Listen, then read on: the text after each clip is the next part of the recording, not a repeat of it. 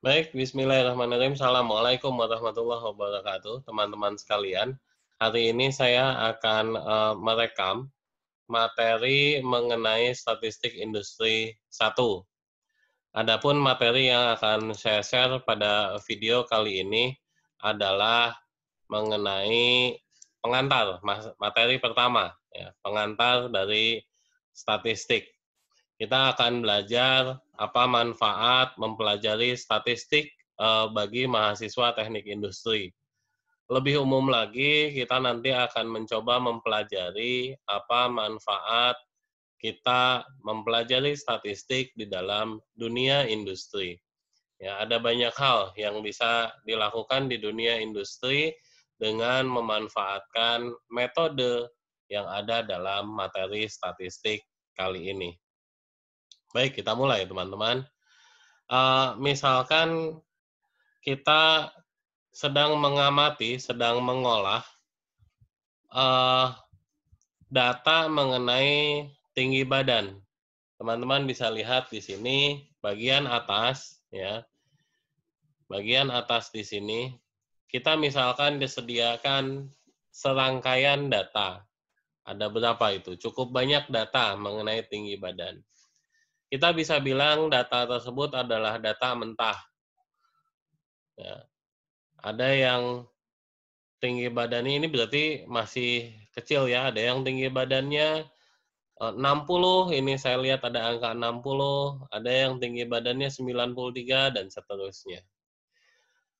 Jika misalkan teman-teman saya tanya, berapakah jumlah data, maka teman-teman tidak akan bisa langsung menjawab dengan cepat berapakah jumlah data berdasarkan penyajian data seperti ini. Jika misalkan saya tanya, berapakah tinggi badan maksimal yang ada pada data? Atau kebalikannya, berapakah tinggi badan minimal? Atau jika saya tanya, berapakah rata-rata tinggi badan dari data tersebut? Maka teman-teman pasti membutuhkan waktu. Saya yakin teman-teman bisa, tapi dengan penyajian data seperti ini, maka teman-teman akan membutuhkan waktu untuk menjawab pertanyaan-pertanyaan tadi. Pun misalkan teman-teman sudah mampu menjawabnya dan ternyata hanya tetap data disajikan dengan seperti ini, selang 3 bulan kemudian ketika teman-teman diminta presentasi data tersebut, eh, pertanyaan yang sama misalkan, maka teman-teman akan kesulitan kembali, berapakah rata-rata tinggi badan dari data yang telah disajikan di sini. Dengan memanfaatkan materi di statistik, ya, salah satu materi sederhana di statistik, misal penyajian data deskriptif dengan bentuk tabel seperti yang ada di bawah, maka data di atas itu akan lebih mudah kita presentasikan. Ya, ketika ada pertanyaan berapakah jumlah datanya, cepat kita jawab. Ada 100 datanya.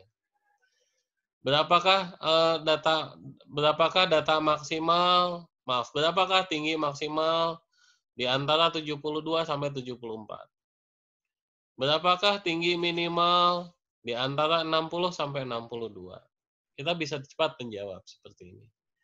Teman-teman bisa lihat, penyajian data di atas dengan di bawah, ini jelas berbeda. Yang satu adalah penyajian data mentah, yang bagian atas. Yang satu lagi penyajian data dalam bentuk namanya ini tabel frekuensi, ya, tabel distribusi frekuensi. Kita akan lebih mudah melihat data dengan penyajian seperti di bawah. Kemudian jika saya tampilkan lagi misalkan seperti ini, kita mempunyai data dalam bentuk tabel seperti yang di tengah misalkan ya. Ini adalah data jumlah dalam ton, jumlah penjualan misalkan. Data tersebut adalah rekapan dari setiap tahun. Tahun 96, tahun 97, tahun 98, dan seterusnya. Mari kita bandingkan teman-teman, penyajian data dalam bentuk tabel seperti ini dibandingkan dengan penyajian data dalam bentuk grafik batang, dibandingkan kembali dengan penyajian data dalam bentuk grafik garis. Ya. Apakah yang bisa teman-teman simpulkan dari penyajian data ini? Bagi seorang pengambil keputusan, mungkin akan lebih enak ketika disajikan dalam bentuk grafik batang ataupun grafik garis.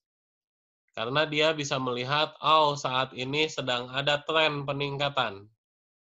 Ya, sedang ada tren peningkatan. Kita sudah berhasil lepas dari kesulitan di 3 tahun pertama misalkan.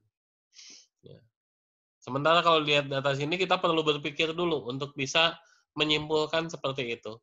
Tetapi dengan melihat secara visual seperti ini, ya, otak kita mampu mengambil kesimpulan dengan cepat, oh, kita sedang dalam tren yang baik. Karena kita sedang mengalami peningkatan, misalkan ya, peningkatan produksi, peningkatan penjualan, begitu. Dengan melihat kedua grafik ini. Hal ini kita sebagai seorang teknik industri itu perlu memahami hal ini dalam rangka membantu manajemen di tingkat kita bekerja. Di industri misalkan. Bagaimana kita mempermudah manajemen di tempat kita bekerja untuk cepat mengambil keputusan. Jangan menyajikan data seperti ini, bahkan seperti yang tadi dalam bentuk data mentah. Sajikan dalam bentuk yang memudahkan untuk manajemen mengambil kesimpulan. Ya. Ini kita pelajari di statistik deskriptif. Bagaimana kita menyajikan data. Kita lanjut. Teman-teman bisa lihat di sini ya. Saya ingin menyampaikan masih manfaat statistik secara umum. Kita lihat misalkan yang konsumsi batu bara yang di bawah. Dengan disajikan data seperti itu, maka kita bisa lihat grafik yang berwarna biru, ini ada tren peningkatan yang semakin tinggi dibandingkan dengan grafik yang berwarna merah. Apa ini artinya? Nah, ini misalkan kita harus membaca caption-nya, atau ketika kita presentasi, kita dengan mudah menyampaikan. Ternyata, di sini dikatakan, yang merah, yang bawah ini, adalah grafik produksi batu bara. Sementara yang di atas, yang biru, yang ini ya, yang biru, adalah grafik konsumsi. Dengan penyajian data seperti ini, maka kita ingin menyampaikan misalkan kepada para manajemen, kepada para pengambil keputusan bahwa terdapat gap antara konsumsi dengan produksi. Mudah sekali kita menyampaikan informasi tersebut dengan hanya menyajikan grafik seperti ini. Ya.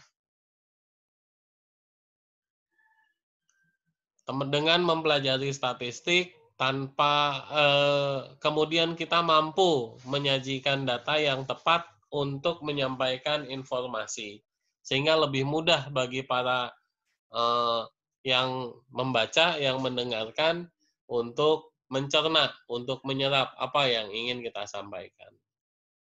Begitupun misalkan di sini ya, di sini mengenai trade, mengenai penjualan. Ada perbedaan warna, ada arti antara yang biru dengan yang merah. Yang biru ini net trade IK dalam triliun katanya, sementara di sini adalah net trade nasional. Jadi dia ingin membandingkan antara penjualan perusahaan IK ya, dibandingkan dengan transaksi penjualan secara nasional. Dia ingin memperlihatkan bagaimana rasio penjualannya. Ini ada 3 data yang disampaikan di grafik di belakang ini, grafik batang ini. Perbandingan ini kemudian kita tampilkan rasionya. Ya. Nah, terlihat bahwa gap antara IK dengan nasional itu bisa semakin kecil, atau dalam arti kata rasio net trade IKA terhadap nasional itu membaik. Ya, ini manfaat statistik. Kita bisa memberikan informasi daripada dengan kalimat yang panjang, daripada dengan data mentah, daripada dengan tabel, maka dengan grafik yang tepat, ya, dengan grafik yang tepat, kita bisa menyampaikan informasi yang lebih detail kepada pendengar, kepada khalayak ketika kita mempresentasi ataupun menyajikan data ini. Atau misalkan kita menggunakan teknik penyajian data yang lain. Jika kita ingin menampilkan porsi atau pembagian misalkan, ya. Di sini dicontohkan bagaimana kontribusi komponen perekonomian Indonesia. Apakah yang porsi manakah yang paling berkontribusi terhadap perekonomian Indonesia? Di sini terlihat jelas dengan grafik yang tepat kita bisa langsung melihat, oh, ternyata pertanian yang paling berkontribusi. Ya. Setelah pertanian apa? Setelah pertanian lanjut ke perdagangan, hotel, dan restoran. Begitu ya. Dengan penyajian data yang tepat, maka kita dengan cepat pula mampu menyampaikan informasi dengan tepat, dan orang yang melihat juga mampu menangkap informasi tersebut dengan tepat pula. Ini salah satu manfaat sederhana dari kita mempelajari statistik. Apa yang dicontohkan dari tadi masih menjadi bagian materi statistik deskriptif. Saya memperlihatkan contoh lain. Ini contoh dari statistik inferensi. Kalau tadi deskriptif, yang ini adalah inferensi. Statistik pengambil keputusan. Di sini misalkan kasusnya mengenai validitas soal, misalkan ya. Dengan mempelajari statistik, kita menghitung sebuah nilai tertentu, ya. Kita menghitung sebuah nilai tertentu yang kemudian kita bandingkan dengan suatu nilai tertentu lagi, maka kita bisa menentukan, bisa menginferensi, bisa mengambil kesimpulan bahwa, oh, soal nomor 1 ini valid. Begitupun soal yang lain. Ini kebetulan contohnya valid semua. Artinya, dengan teknik statistik tertentu, kita bisa melihat, membandingkan. Untuk mengambil kesimpulan apakah soal per soal ini, ya, soal 1, soal 2, soal 3, dan seterusnya, valid atau tidak valid. Ini adalah salah satu contoh statistik inferensi. Ya. Nah, teman-teman sudah mendengar dua istilah, statistik deskriptif dan statistik inferensi. Keduanya itu akan kita pelajari dan menjadi materi kita dalam materi statistik industri. Kita akan pelajari lebih dalam nanti. Ya. Baik, sekarang kita akan langsung membahas dan mempelajari satu persatu. Apa itu konsep statistik? Kalau kita ingin tahu apa kegunaan statistik, ya, maka kita bisa bilang statistik itu adalah sebuah kegiatan ilmiah untuk mengumpulkan data. Ya, jadi kita sebelum melakukan perhitungan, kita harus mengumpulkan data. Ada tekniknya di sana. Ada caranya di sana mengumpulkan data. Tidak bisa sembarangan mengumpulkan data. Kemudian bagaimana menyajikan data? Tadi saya sudah memperlihatkan contoh-contoh penyajian data yang tepat ya sebelumnya. Itu juga salah satu manfaat dari statistik. Kemudian menganalisis data dengan metode tertentu. Yang terakhir, yang tadi contoh yang terakhir itu adalah contoh analisis data dengan statistik. Kita menganalisa apakah soal per soal, ada 11 soal tadi ya, itu valid atau tidak valid. Dan yang terakhir, statistik itu biasanya digunakan, dimanfaatkan untuk menginterpretasikan hasil analisis. Dua hal ini bisa dicontohkan dari slide terakhir tadi. Ini ya, menghitung atau mencari R hitung dan R tabel itu adalah contoh analisisnya.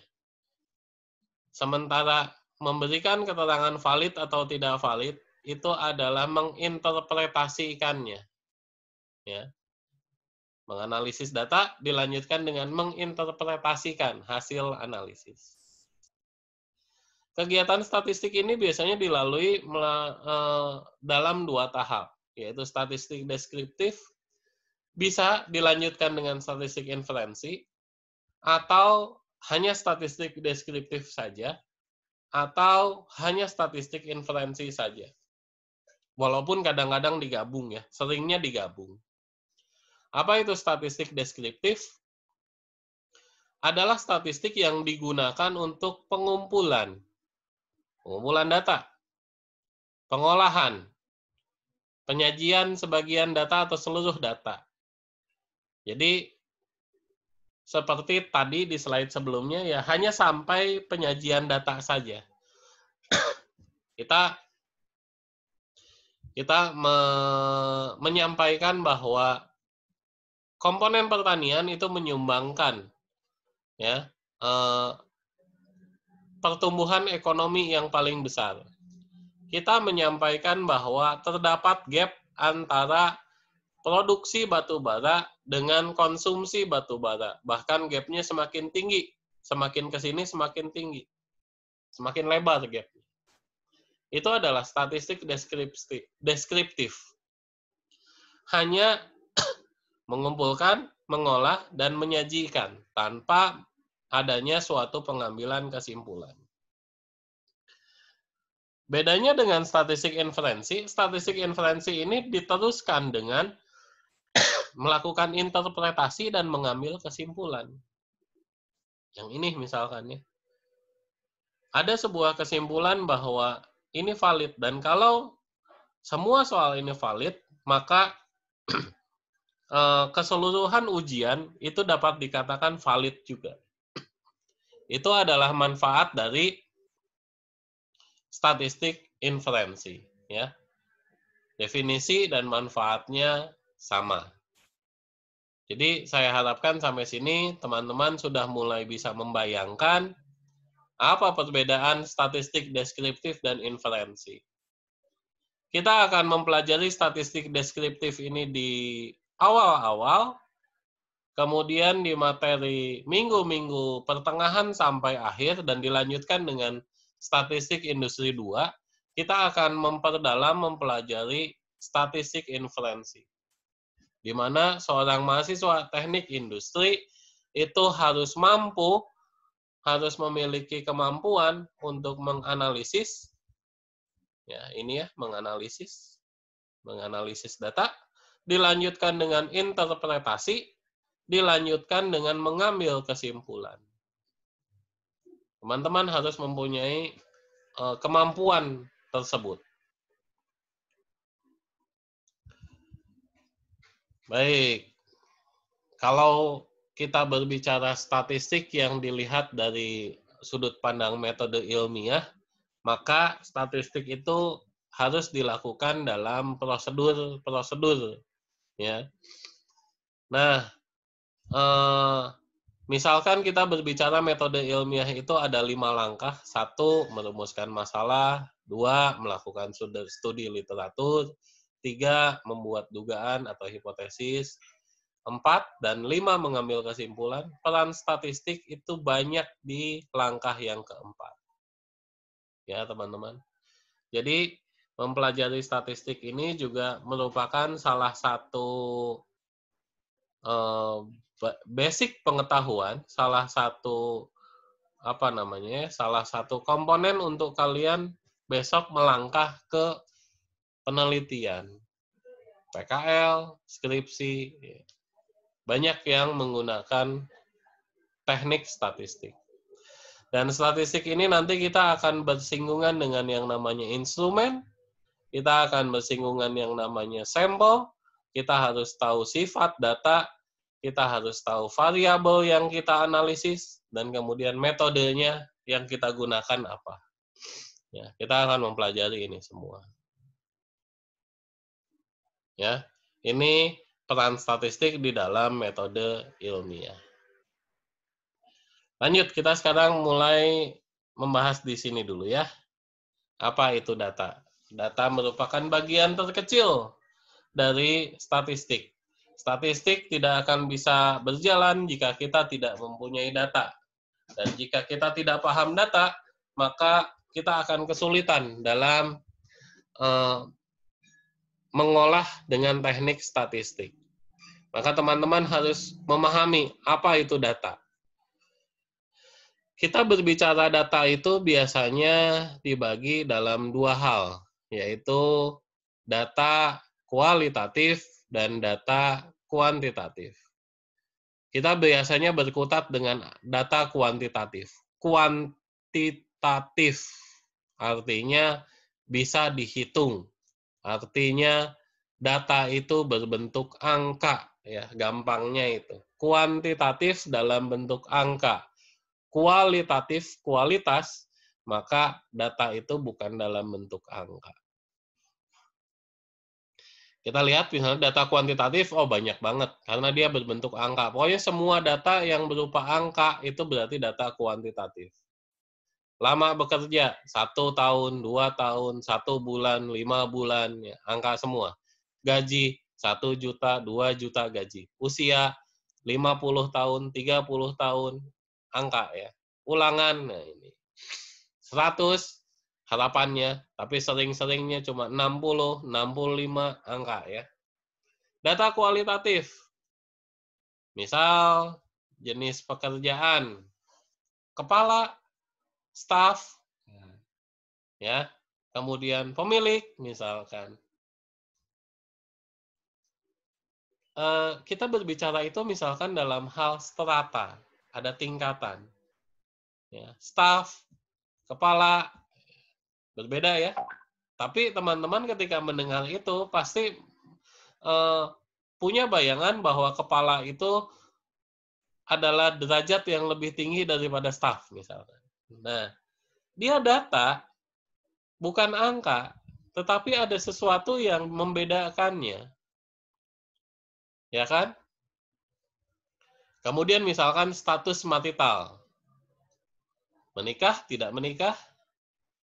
Mungkin bagi kalian saat ini, ya bedanya cuma itu, menikah atau tidak menikah. Tapi kalau berbicara gaji, menikah atau tidak menikah itu ada perbedaan 200 atau 300 ribu. Ya, ada perbedaan di sana. Dia data, bukan angka. Hanya menikah, bukan menikah. Tapi kenapa ketika data itu misalkan dalam perhitungan gaji, ada perbedaan 200 ribu. Yang belum menikah tidak dapat tambahan, yang sudah menikah dapat tambahan 300 ribu misalkan. Ya. Nah, artinya data kualitatif itu juga nanti bisa dihitung dalam statistik. Namun, tentunya perlu ada sebuah konversi. Nah, salah satu cara konversi biasanya dengan memanfaatkan skala Likert. Apa itu skala Likert? Misalkan, teman-teman tentu tahu ya, kuesioner, mungkin pernah mengisi kuesioner. Di antara isian kuesioner itu ada kalimat sangat setuju. Sebuah data kualitatif, saya setuju. Oh tidak, saya sangat setuju. Berbeda ya. Dan kemudian data itu kita konversi ke dalam kuantitatif. Misalkan, sangat setuju itu kita konversi dengan nilai 5. Setuju kita konversi dengan nilai 4. Kurang setuju kita konversi dengan nilai 2. Tidak setuju kita konversi dengan nilai 1. Itu adalah contoh dari skala Likert. Pak, kok tidak ada 3? Apa 3? Biasanya 3 itu untuk ragu-ragu gitu ya, nilai tengah. Lanjut ya. Nah, kita sekarang belajar bagaimana statistik itu. Bagaimana kita mengolah data begitu ya. kadang-kadang teman-teman suka mendengar ini nih, oh saya pakainya statistik parametrik, sementara yang satu bukan, saya pakainya statistik non parametrik. Atau teman-teman mendengar ini nih, saya lagi belajar analisis univariat. Yang satu lagi bilang analisis multivariat. Apa itu? Kita pelajari di sini. Apa perbedaannya? Kita mulai. Tadi kita sudah belajar data, ya. Data itu ada data kualitatif, data kuantitatif. Apapun datanya, ketika sudah berbentuk angka, ya, maka data itu bisa kita olah di sini. Dan di sini kita perlu tahu dulu jenis datanya. Datanya interval, datanya rasio. Nah, aduh, apalagi ya? Sabar. Ya, nanti kita akan belajar. Apa itu data interval? Apa itu data rasio? Saat ini teman-teman pahami dulu bahwa ketika datanya interval, ketika datanya rasio, maka kita gunakan teknik statistik parametrik. Ingat di sini ada parametrik, parameter. Berarti kita kita menggunakan statistik dengan menghitung parameter-parameternya. Sementara jika datanya nominal dan ordinal, maka kita menggunakan teknik statistik non-parametrik. Non, berarti kita tidak menghitung parameter-parameternya. Begitu ya. Dan kemudian kalau statistiknya itu non-parametrik, maka kita lihat jumlah variabel yang diuji. Jika jumlah variabel yang diuji itu hanya satu, berarti kita menggunakan teknik univariat. Univariat, satu. United, ya, bersatu, bergabung. Univariat, tekniknya satu. Kalau jumlah variabelnya itu 2 atau lebih, maka analisis tersebut adalah analisis multivariat. Statistik parametrik, jika datanya interval dan rasio, apa itu statistik parametrik? Kita menganalisis parameter-parameter yang ada. Statistik non-parametrik, tidak ada parameternya. Tapi kita lihat jumlah variabel yang diuji. Jika hanya satu, maka itu disebut analisis univariat. Jika ada 2 atau lebih, maka itu disebut analisis multivariat. Sederhana sebenarnya, teman-teman. Baik, kita lanjutkan. Ya, lihat ini tadi statistik parametrik. Saya bilang membahas parameter-parameter ya. Parameter apa? Parameter dari populasi atau dari sampel yang kita uji. Jenis datanya adalah interval atau rasio. Non parametrik berarti kita tidak membahas parameter-parameter populasinya. Ya.